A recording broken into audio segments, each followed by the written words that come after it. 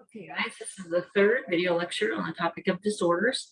The previous video lecture, I was talking about anxiety, and particularly, they say I was defining what anxiety was. Key word here is it is irrational worry.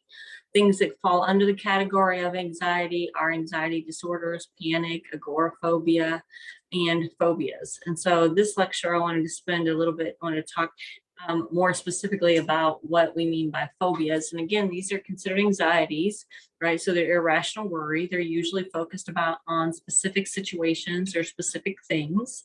You're probably aware, you're probably familiar with some of the more common. That's what's on this slide here. Sorry, I want to set my timer so I can keep track of how long I talk. Some of the, okay.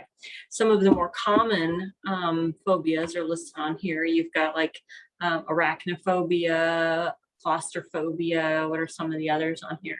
The thing is that there's a couple different explanations for what phobias, what causes them.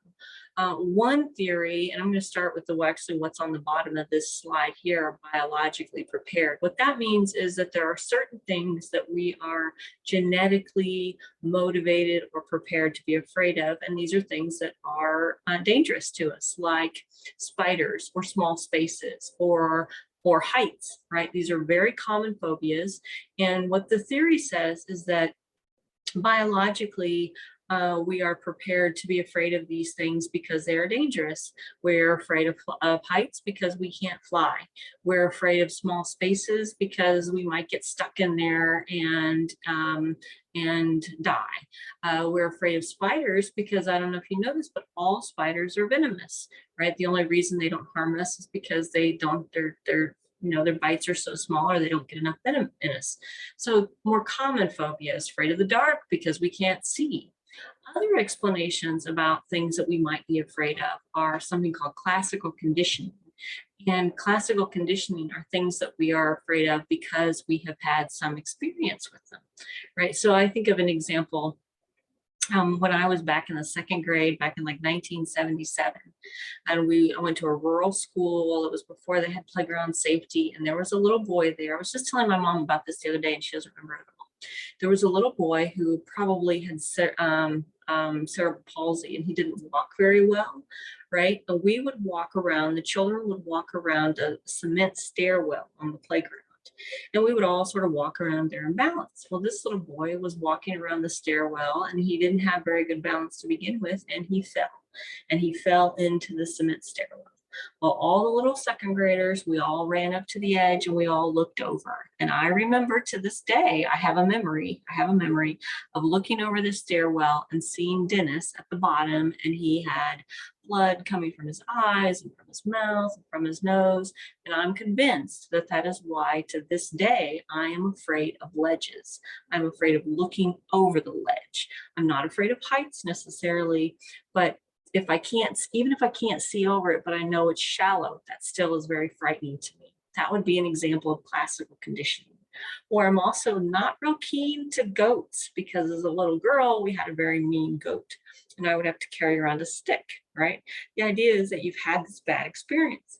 Operant conditioning is a kind of fear or a kind of phobia that develops because something has caused you anxiety and you have learned, if I stay away from that, I won't have that anxiety, right? So you just have conditioned yourself to avoid a certain situation because you won't have any anxiety. And I can't think of a good example right now.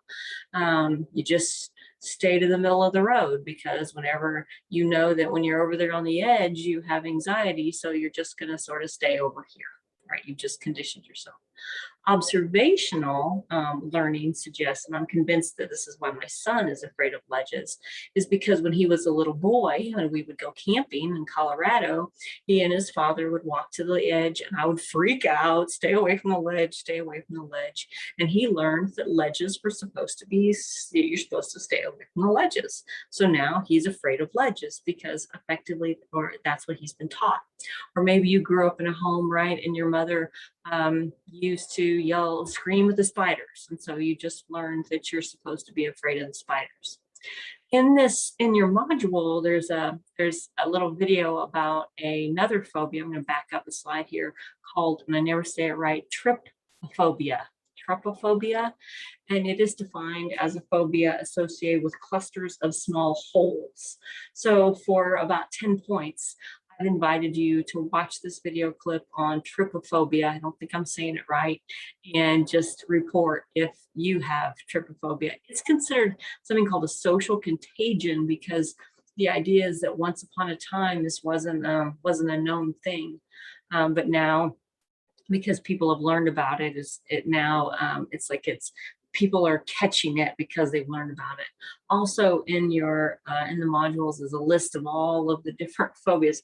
The list that I have made available to you is actually referred to in the little video clip where he talks about the list. There's things like, I don't want to tell you because I've asked you to report on which ones you think are strange, but it's an interesting list. Another form of anxiety, remember, anxiety is irrational worry, right? Is OCD, or obsessive compulsive disorder. This is considered an anxiety disorder because it is OCD is actually two conditions. It actually has two components. You have obsessions, which are thoughts that kind of float around in your head all the time. You can't get rid of them. Intrusive, uncontrolled, irrational thoughts, right? So most of the time it's some sort of worry, some sort of dread.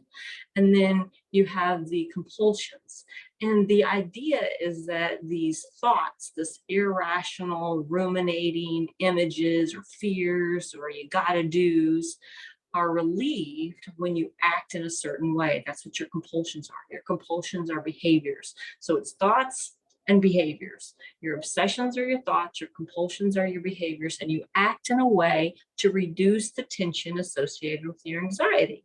So what you end up with are people who are neat freaks. You end up with people who wash their hands all the time, who count all the time, who write all kinds of lists, because what they have developed or learned is that if they do certain behaviors, it will reduce their sense of anxiety. So OCD certainly runs in my family. Maybe, and it can be all kinds of things that give you just a little bit of discomfort, right? It may be characterized by all of your books in your shelf are perfectly straight, right? Because when they're not perfectly straight, that just kind of, like my daughter likes to say, it just makes me uncomfortable.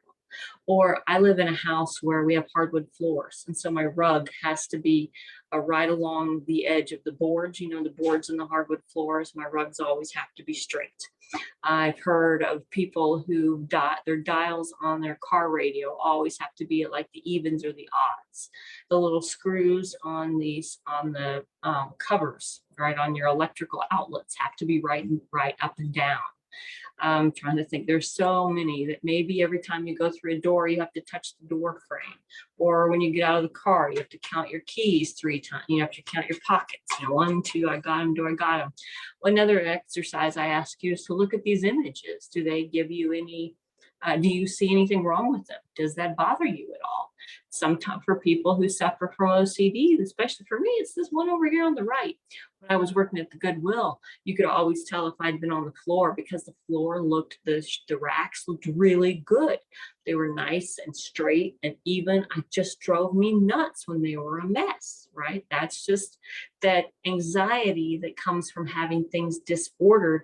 And honest to goodness, this has been documented. Clutter creates anxiety, right? Maybe you are obsessively tidy, right? And it interferes with your ability to sort of relax or to get to work on time because you have to constantly tidy things up, right? That would be when your tidiness obsession has become disordered.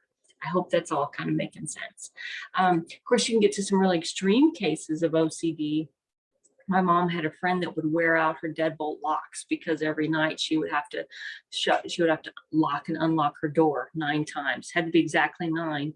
And if she got interrupted, she had to start all over again. Maybe you like Monk, right? Monk's got some OCD, or maybe you've heard of germaphobe. See, here's an interesting example of how are these disordered and maladaptive, or are they very functional, right? In the midst of a pandemic and this in the midst of, what are we at, a Delta variant or variant mu or something like that, to be obsessively washing your hands, is that really disordered? Is that really maladaptive? Or perhaps that promotes our survival, right about now. That might be good to wash your hands all the time, or to not like to stand too close to people all the time, right? So again, it gets at that, it begs the question, what's maladaptive and what's functional for society? Okay, or functional for you. So, and then I believe I've given you a scale. I'm not sure. Let me look over here on my other screen to see if you actually have an exercise on OCD. I think you do. Let me just double check while I have you. Yes, there is a scale that asks you to think about your obsessive compulsive tendencies. Are you an orderer or a counter or those kinds of things, or what they call a neutralizer? So other OCD conditions might be you're compelled to count the tiles. You have to go through this morning ritual every morning. Apparently my daughter used to have trouble getting dressed because she said something to the effect of, if something bad happened while she was wearing a certain blouse, a certain top, she could never wear that blouse again. Or if the boyfriend didn't call while she was wearing something, she had to get rid of it because something like this. So it can manifest itself in all kinds of ways. And the last example of anxiety that I want to talk about is post-traumatic stress. And again, this is considered an anxiety disorder because it's characterized by worry, right? Post-traumatic stress is considered a kind of anxiety condition, a profound maladaptive, ruminating, worrying, replaying something over and over in your head that has been caused by some sort of traumatic event. Most of the time we hear about PTSD in relationship to war, but it's also in relationship to having been abused, natural disasters, having grown up very, very poor. It's characterized by, so the idea is this, that when we're going through a stressful or a worrisome situation, our brain adapts or responds in a way that protects us. Let me start all over again. So this is the example I like to use. Is once upon a time, I had this old Ford Contour, and sometimes it would get stuck on accelerate, right? And like her engine would just rev, and I would go and I would damp on the gas, and it would go, and then go back down to normal. Somebody who is suffering from post-traumatic stress is kind of like that Contour, except it never tamps back down. That they have existed in a very anxious situation where their survival depended upon them being vigilant. Their survival, like in a war zone, if you're going to survive, you have to be very vigilant. You have to pay a lot of attention. You're always kind of on, right? You're always on edge. You're paying attention to all your surroundings. If you live in an abusive relationship, you always have to be on edge. You don't know when something bad's going to happen, right? If you're poor, you have to pay close attention to every single penny. You can't lose a single penny or you might end up homeless. So we're kind of, we're always on edge, and that kind of amps us up, right? But what happens is this amped up state becomes the normal state. You're always like that. For people who don't have post-traumatic stress, we may go through periods of time where we're kind of amped up, but we can calm back down because we don't live in that situation. We don't get stuck in that situation. But the PTSD, so for the PTSD person, they're already kind of like this, and then say a car backfires outside, or the thunder goes off, and they're already up here, and now they jump up here. So the hallmark of what PTSD is it's increased physical arousal to anxiety, right? They're already anxious, and then it gets worse. For non-PTSD people, we're kind of down here, and then we kind of go up like this, right? So I hope that makes some sense. But think of it like this. So this is an example of, that's maladaptive because you can't stay amped up all the time, but it was very adaptive when they were living in that situation. When you are living in an abusive situation, it is very adaptive to always be on alert because that's how you survive. The difference is you are now out of that situation and you have to kind of learn how to re-emote. I had a friend of mine, she was a hypnotist, a therapist, and she described she had a patient who had been abused, like her abuser would put her in the corner, was like corner her in a corner, right? And so whenever she was at a stoplight, she was at a stoplight and there were cars on three sides of her, she would totally freak out because she was experiencing that sensation of being pinned in, right?